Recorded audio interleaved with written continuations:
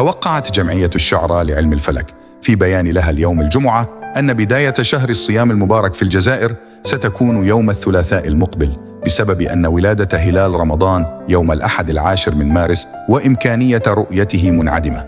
وتم تحديد ليلة الشك الموافقة ل29 شعبان بيوم الأحد 10 من مارس من طرف وزارة الشؤون الدينية. وأوضحت الجمعية أن اقتران هلال رمضان سوف يحدث صبيحة اليوم على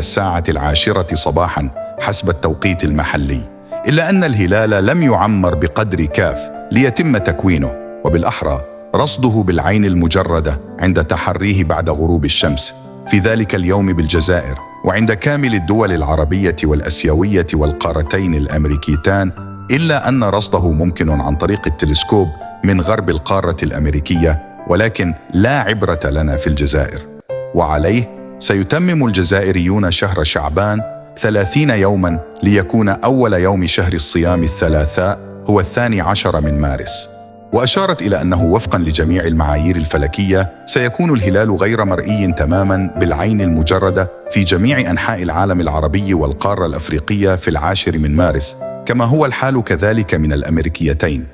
نلاحظ أن معظم دول آسيا من إندونيسيا إلى إيران وكذلك عمان قد أعلنت في ضوء هذه الحالة بداية شهر رمضان ليوم الثلاثاء 12 مارس. كل هذه المعلومات تتوافق مع المعطيات العلمية الصادرة من الهيئات الفلكية العالمية من مراصد ومراكز بحث، ومنها المؤسسة العلمية ذات مرجعية عالية في رصد الأهلة.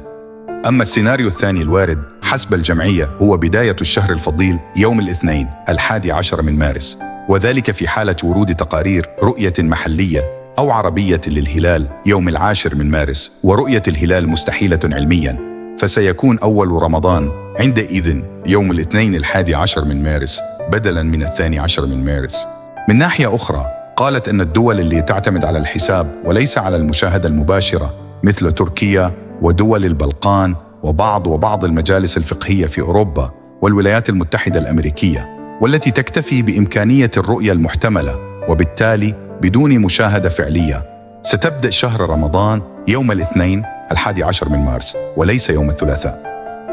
وخلصت الجمعية أنه بالنسبة للجزائر فإن اعتماد الرصد بالعين المجردة وحتى بآلة بصرية ستقتضي بداية شهر الصيام يوم الثلاثاء 12 من مارس بسبب انعدام كلي لإمكانية الرؤية. ومع ذلك إذا تم قبول رؤية مزعومة يوم الأحد 10 من مارس، والتي ستكون حتماً خاطئة من الناحية العلمية، أو إذا اعتمدت لجنة الأهلة رؤية هلال من المشرق والتي تكون أيضاً غير صحيحة، فقد يعلن يوم 11 من مارس كأول أيام رمضان في الجزائر والعالم العربي، حتى وإن كان ذلك لأسباب معارضة للعلم. وفي الأخير أكدت جمعية الشعراء لعلم الفلك أن الجهة الوحيدة المخولة لإصدار فتوى بشأن بداية رمضان هي لجنة الأهلة التابعة لوزارة الشؤون الدينية.